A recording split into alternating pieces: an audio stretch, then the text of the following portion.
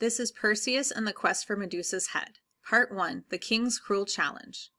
Long ago in Greece there lived a proud and daring young man named Perseus. His bold ways earned him the love of his fellows, but also the anger of the king. The king of the land was both jealous and cruel, and soon he could think of nothing but how to shame Perseus and be rid of him forever. One day the king called all the noble young men of his country together and told them that he was soon to marry a queen from beyond the sea.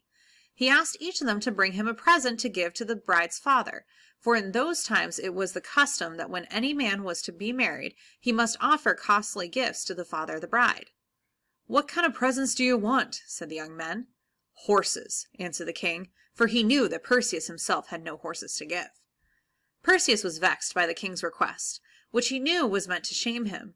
Impulsively he cried out, "Horses is all that you ask? Why don't you ask for something worth having? Why don't you ask for Medusa's head?" Upon hearing this, the king smiled triumphantly. "Then Medusa's head it shall be," he said. "These young men may give me horses, but you, Perseus, must bring me the head of Medusa." "And so I will," said Perseus grimly, and he went away in anger, while his young friends laughed at him because of his foolish words.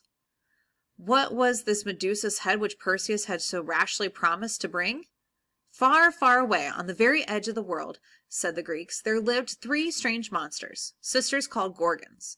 They had the bodies and faces of women, but they had wings of gold, terrible claws of brass, and hair that was full of living serpents. They were so awful to look upon that any man who saw their faces was turned to stone. 2 of these monsters had charmed lives, and no weapon could ever do them harm. But the third, whose name was Medusa, might be killed, if indeed anyone could find her and give her the fatal stroke. When Perseus went away from the king's palace, he began to feel sorry that he had spoken so rashly. He walked down to the sea, wondering, "How will I ever make good my promise and meet the king's challenge? I do not know which way to go to find the Gorgons, and I have no weapon with which to slay the terrible Medusa. Still, I will never show my face to the king again unless I bring the monster's head with me." As Perseus thought, the sun went down and the moon arose, and a soft wind came blowing from the west. Then all at once a man and a woman stood before him. Both were tall and noble. The man looked like a prince. There were wings on his cap and sandals, and he carried a winged staff, around which 2 gold serpents were twinned. "What is the matter, Perseus?" he asked. And Perseus told him how the king had treated him and about the rash words he had spoken.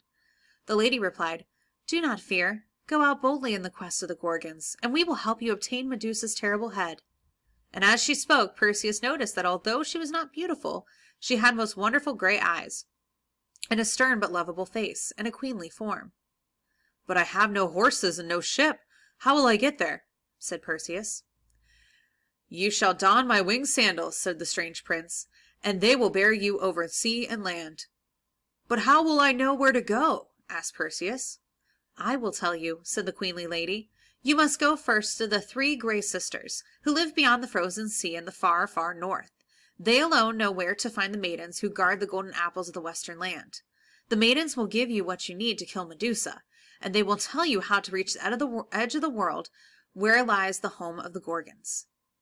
Then the man took off his winged sandals and put them on Perseus's feet, and the queenly lady whispered, "Be off at once, Perseus. Be bold and true, and fear nothing." And Perseus knew that she was none other than Athena, the queen of the air, and that her companion was Hermes, the prince of the summer clouds. But before he could thank them for their kindness, they vanished into the dusky twilight.